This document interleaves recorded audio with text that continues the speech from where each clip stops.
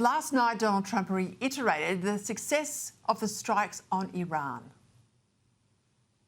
I believe it was total obliteration.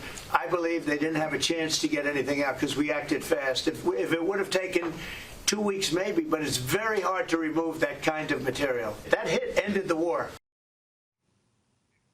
And those comments were today backed up by the CIA, confirming it has obtained credible intelligence that the strike severely damaged Iran's nuclear program. Joining me now, former Army Director General, Retired Brigadier Ian Langford.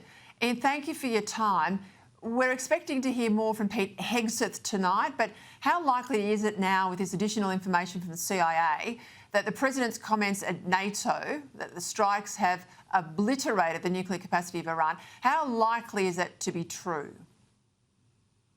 Thanks, Peter. I think in the context of President Trump's comment, it is fair to say that there has been significant structural damage to those key facilities, and more specifically the centrifuges that look to weaponise that material to deliver the Iranians their much anticipated nuclear deterrent.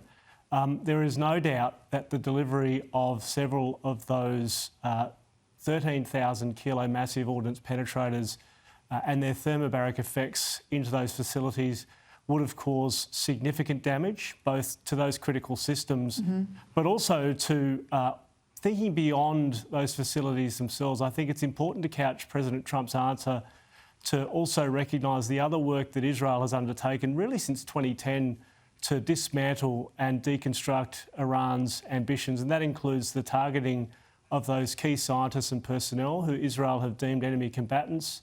Also, all the way back to 2010, although never officially acknowledged, Israel conducted a cyber attack via a Stuxnet virus onto those facilities. And so when you look at the historical context of what the Israelis and the Americans have done to undermine Iran's ambitions, when you look at the sheer kinetic power of those ordnance that was delivered via a B-2 bomber over those key facilities, and when you understand the thermobaric and terminal effects that they deliver, I think it's reasonable, based on the intelligence assessment from the CIA and what we understand is coming out of the US Secretary of Defence, that President Trump's statement around destroying those targets is justified.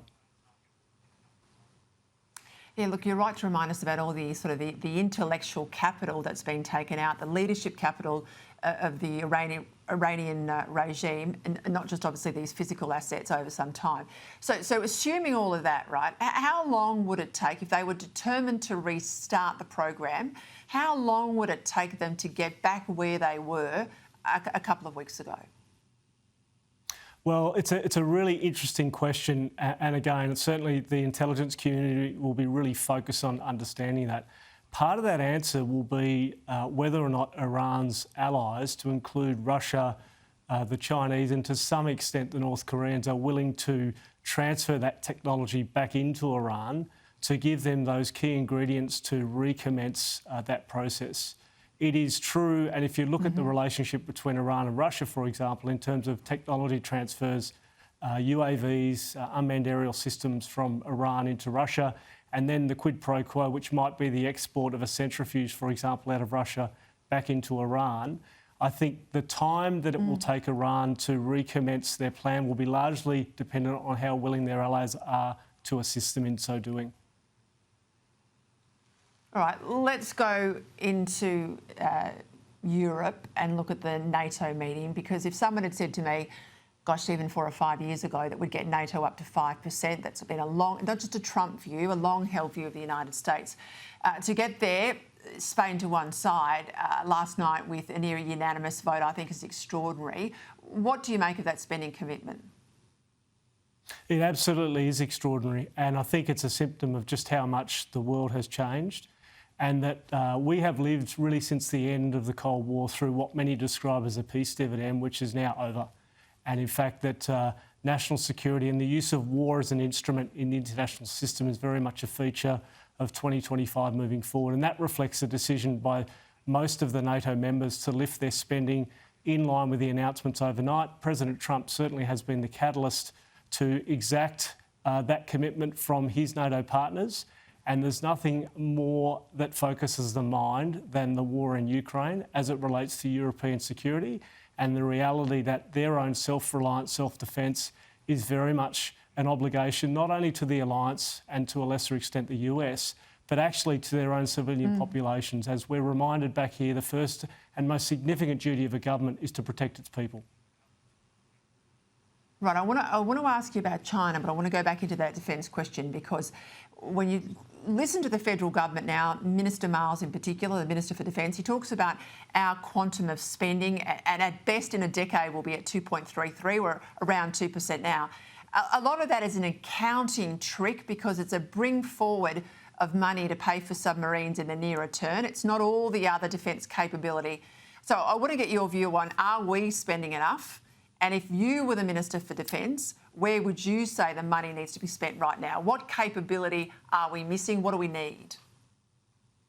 Well, I think in the broader public debate, one of the challenges we have in this country is that the debate around defence spend is always relative to what we have either previously spent or what another form of government has spent. And of course, what is absent is the question around whether the spend is appropriate relative to the threat.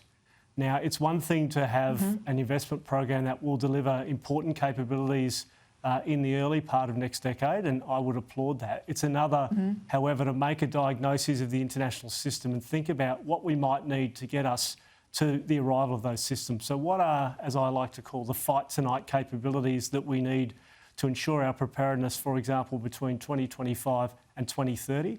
And in relation to that, although much of those government announcements around increased spending are in the planned budget, they are in the out of the years. They are in the back end of the decade. And I would submit to you that more needs to be done now so that we can manage the contingencies and risks that are likely to appear in our region between now and the arrival of things like AUKUS submarines.